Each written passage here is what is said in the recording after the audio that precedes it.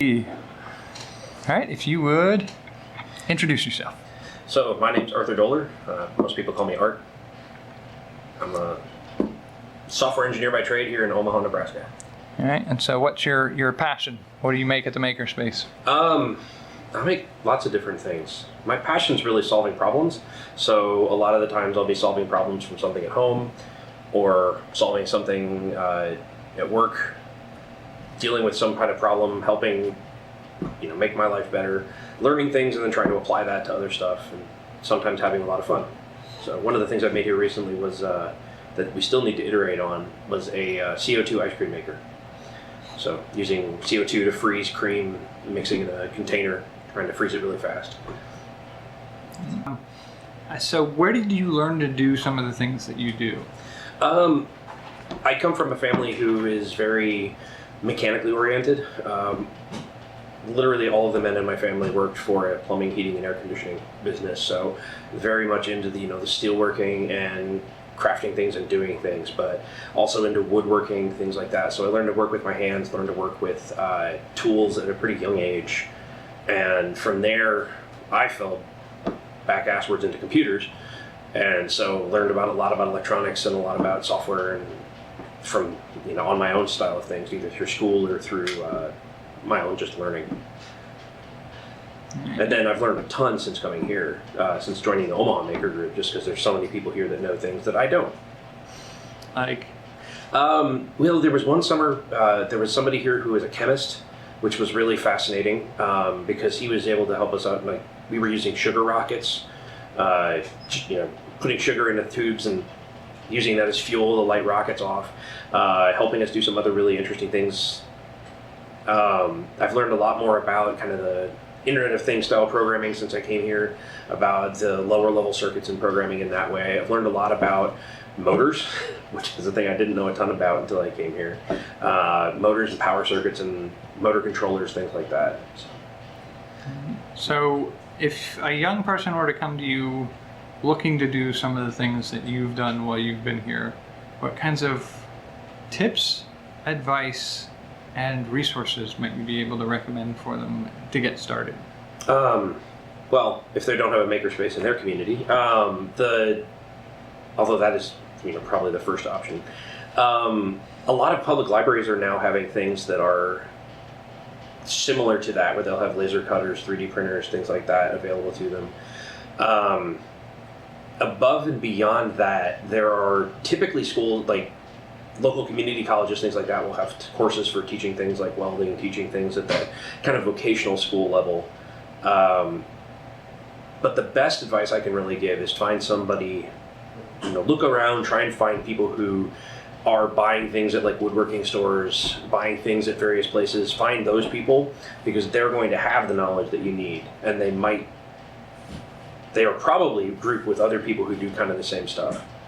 But even above and beyond all of that, the first advice I can just give is just continue to be curious. The information that we have available at this point in time in terms of the internet is just fantastically huge. So all of that information's out there, as long as you have the curiosity and the drive to go find it, to go look and say, okay, I'm gonna go find this YouTube tutorial on this thing, or find the Instructables video on how to do this. So. And so that brings up the question of, what would you say to kids or people in general of any age who maybe have concerns about a space like this maybe being intimidating, or feel like maybe they walk into a den of experts or geeks that maybe they can't find a way into? All they have to do is see one of us screw up for that to start going away. But the people who have what they feel like is expertise, which it might be at that point expertise, it's expertise gained by mistakes, by failure. That's one of the nice things about a makerspace, is that it is typically a space oriented toward allowing and accepting that kind of failure. Oh, we tried this thing, well that didn't work, well let's go try this other thing, instead of, oh we tried that, now we're just not going to worry about it anymore because I clearly can't do it. And so the people that tend to hang around makerspaces are people like that are accepting of failure, that understand that you progress by failing and moving on beyond that. By failing, trying again, finding the way that works, learning and growing in that manner. And so when you see those people who look like they're experts, know that they look like they're experts because they've failed a crap ton amount of times. They've just failed over and over and over again. And so it's okay to walk up to them and show weakness, to say, look, I don't feel like I'm good at this. I don't feel like I am worthy of being here. And they'll tell you, no, you're totally worthy of being here as long as you're willing to keep trying, to keep failing. And so this brings us to the question of who or what is a maker?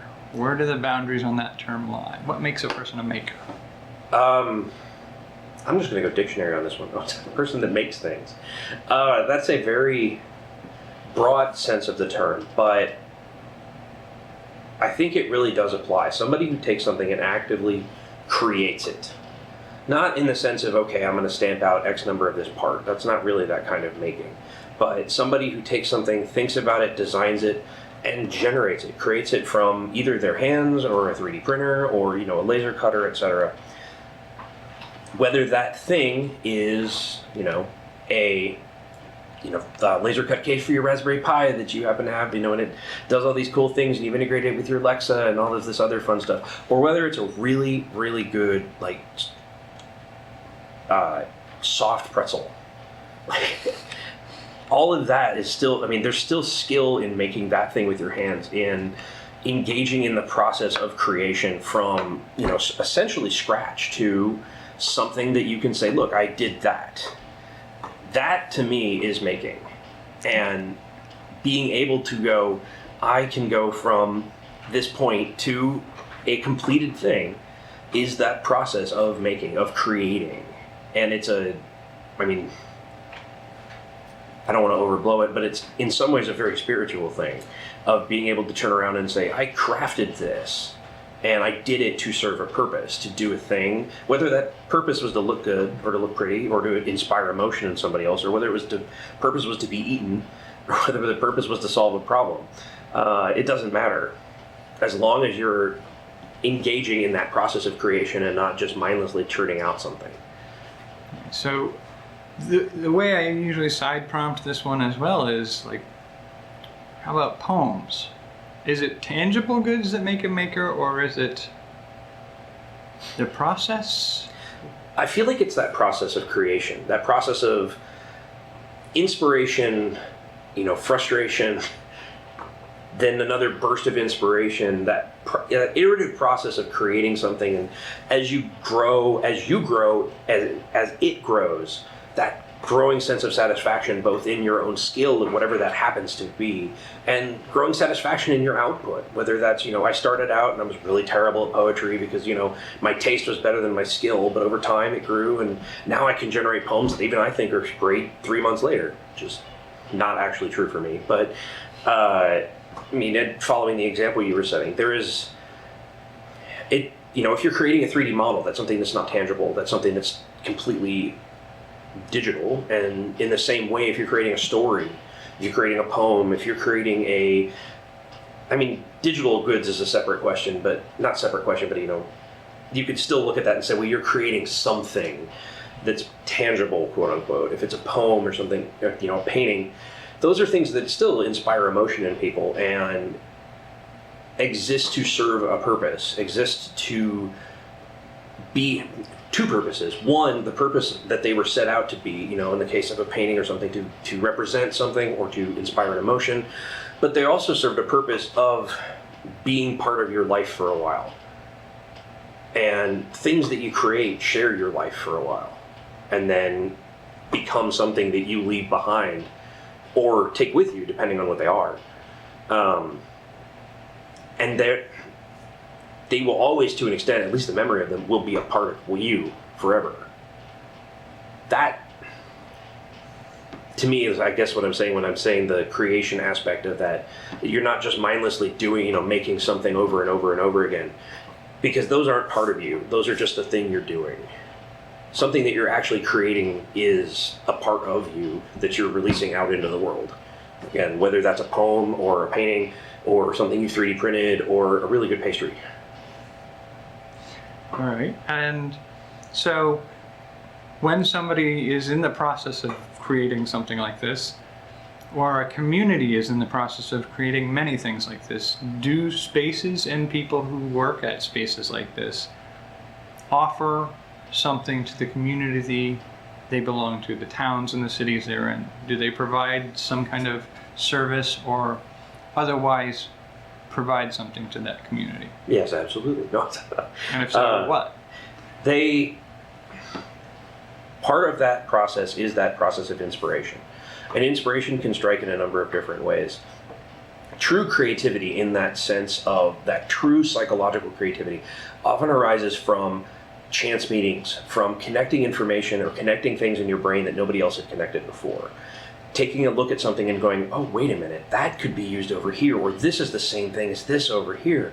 Oh, and whether it's you're the only person in the world who's had that thought or not, it is to you a moment of creation. And being able to connect those thoughts is that it's the germ of that piece of creation that makes it unique and special for you, because that's the part where you're putting yourself into it. A makerspace offers a variety of place, not only an inspiring environment, but a bunch of inspiring people. I mean, the people that tend to hang around makerspaces are people that tend to kind of get that creative vibe. And they tend to be people who also have a lot of other ideas and inspirations. So it's really nice to be able to come here and say, look, I'm kind of in a slump with this, or I was thinking about this, or I have this problem with this particular algorithm, or this problem with this particular thing. And I can get 3 answers from one person, 4 answers from another person, just suggestions that they're reeling off the top of their head.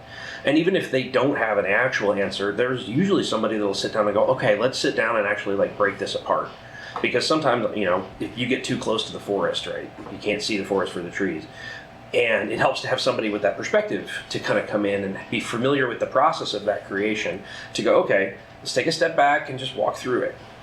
And above and beyond that, the camaraderie, the community that these places can provide, of whether you're working on a project or not, you can be here to help on other people's projects, or you can be here to be a part of other people's projects, or you can just work on other projects with other people and feel that shared joy of creating something together. Being around other people who are similar to you, who understand you, is an essential part of community. That's an essential connectedness piece that we as humans really need to feel. And so being around people who understand the desire to create, the desire to generate things, is an essential part of human happiness. Well, if you feel that same urge. So. All right, and if there's anything else that I haven't asked that you think you want to mention about your particular creating or things you do at the space, this would be the spot for it, I think. Yeah, I guess I didn't mention the other thing that makerspaces can provide is kind of a judgment-free or value-free space. I know I use the space here in the Omaha Maker Group for a couple of different meeting types with other people, because the space is free to me because I'm a member, and it's not somebody's job, it's not somebody's workplace. They can feel free to come here and they don't feel like they're being judged. They don't feel like they're being called out for who they are. They don't have to worry about talking about things that they might not be comfortable talking about with other people. So I do a lot of mental health related stuff, and that's one of my other passions. And so I hold spaces, meetings about things like that here at the Makerspace, because it's a space that is still private. It's not, open to the public, but it is, like I said, free to me and not somebody's workplace. There's also a space that, in makerspaces, that you can run any number of other types of things. I know we had a 2600 group here for a while. We've had a knitting group here for a while. We had a coding group here for a while. Those groups come and go, but the space can serve to hold and grow all of those things.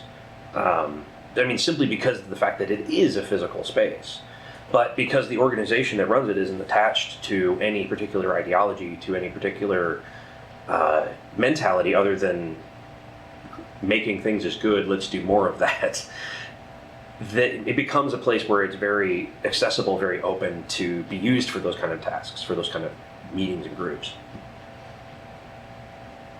All right. Well, thank you. Sweet.